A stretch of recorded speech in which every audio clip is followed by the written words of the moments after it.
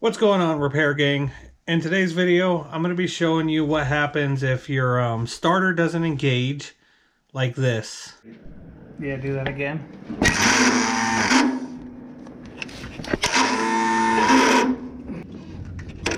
Now do it. And I'm going to show you how to fix that. As you can see right here, the teeth on this bad boy is pretty much destroyed. Now this is the original Flywheel from 1997 here. Briggs & Stratton right there. I'm going to show you two ways. Well, no, I'm going to show you one way, but there is two ways you can fix this. The super cheap method, which is a lot of work, or a really expensive method, which is pretty much pull this off, put a new one on. Now, the main thing is when it comes to the expensive method, it's about $175 just to replace the flywheel altogether, but that will not fix your starter if your starter has messed up teeth. And you can see this one, the teeth on this starter is pretty much messed up, so we're going to be fixing that too.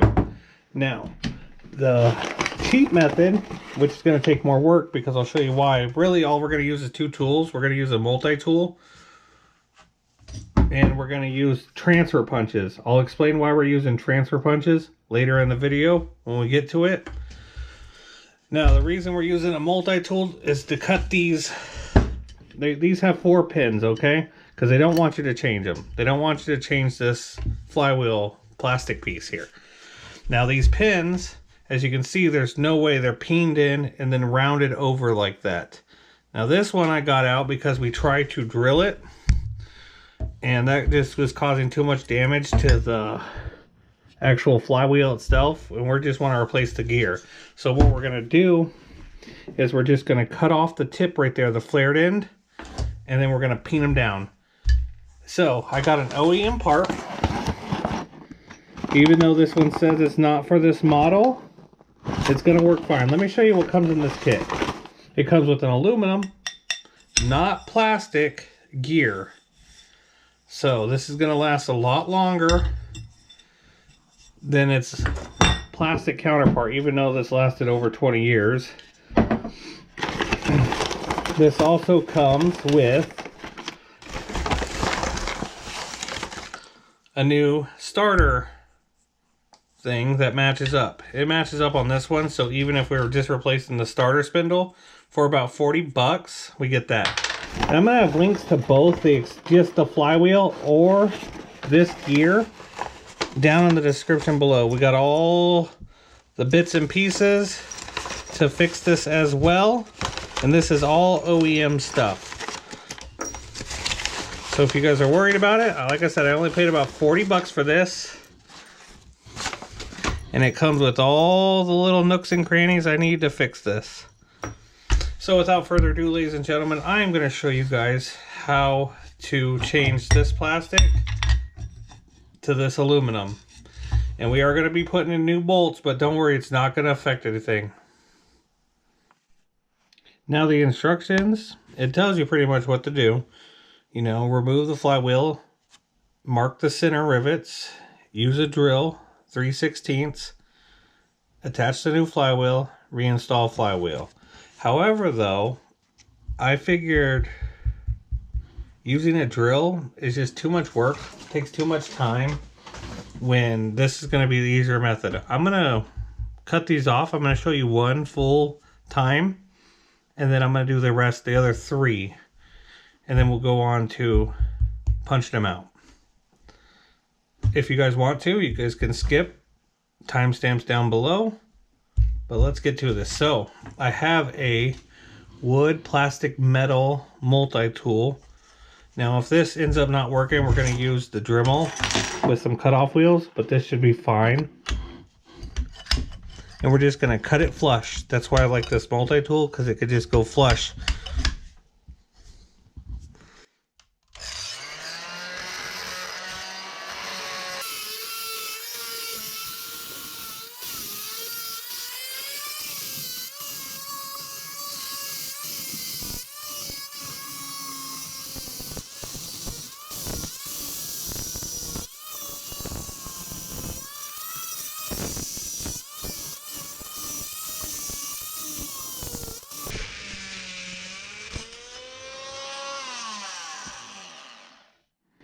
And that's all there is to it. And if you look too, that blade is still really good. This mower blade is doing really good. So there you go. So I'm going to cut the other two off and then we'll go on to the next part. Okay, I got the 3 cut off now, and we're going to be using transfer punches. And the main reason we're using transfer punches is because, and we're using the 3/16 just like the drill because it fits in the hole. The only reason we're using transfer punches instead of a regular punch is because you see how all regular punches, they flare out. They start getting bigger. So, regular punch, don't fit in. Transfer punch goes all the way through. That's why we're using this. So 3/16, I'll have a link to some good transfer punches down below. These have a point for center punching. So all you do is you find the center of where we're going. Take your hammer, give it a tap.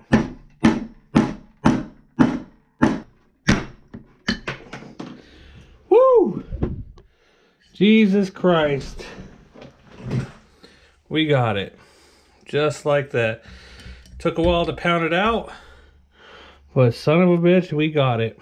We're gonna get the other 2 out, then I'll come back to you. All 4 are out of these hard steel rivets.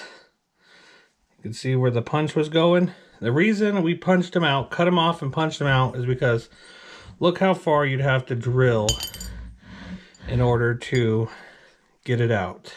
So now that all 4 of these are done, this comes off with relatively ease. A little dirty. And that's that.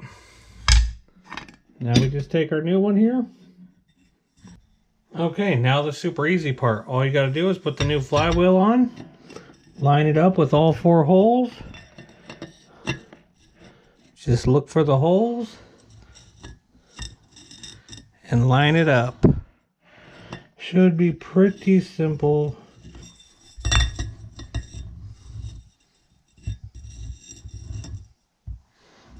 Oh, and I just want to say that too. I don't know if you guys see that. This way, right here like this, I could not line up the holes. So I had to turn it a full rotation, and now the holes line up fine. I don't know why that is, but it's just, it doesn't make no sense. Like, I was sitting here playing with it, like, why can't I do it? Why can't I do it? I don't know, I just turned it a rotation up and then they all fell out. Jesus Christ. Okay, so stand it up when you put them in. Thread on a bolt a little bit.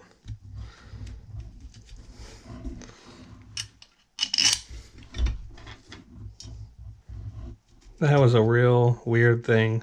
If anyone could explain why it wouldn't fit all 4 holes one way, even though it's a circle. I didn't flip it or nothing. I just turned it a full rotation. Let me know down in the comments below.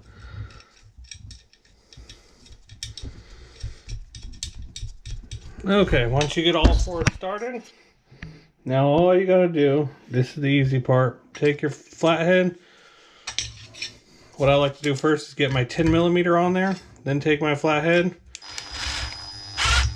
tighten it down. Doesn't have to go that tight.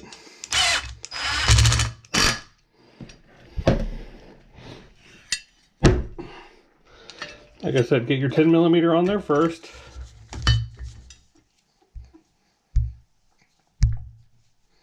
And then tighten it down.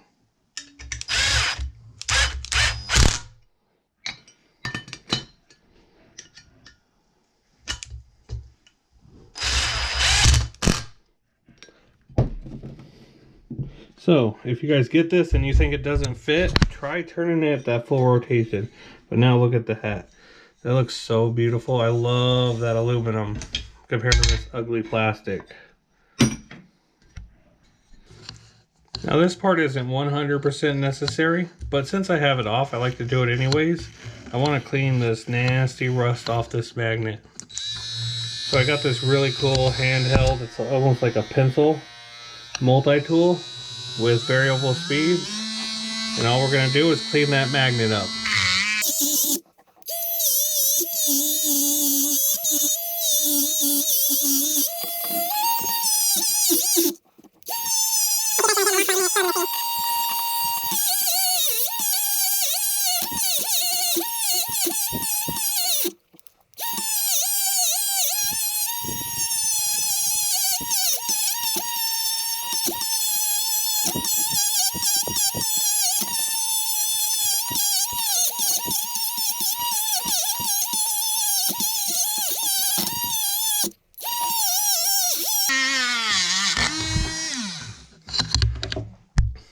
And there you have it, ladies and gentlemen. Look how beautiful that looks now. I love it.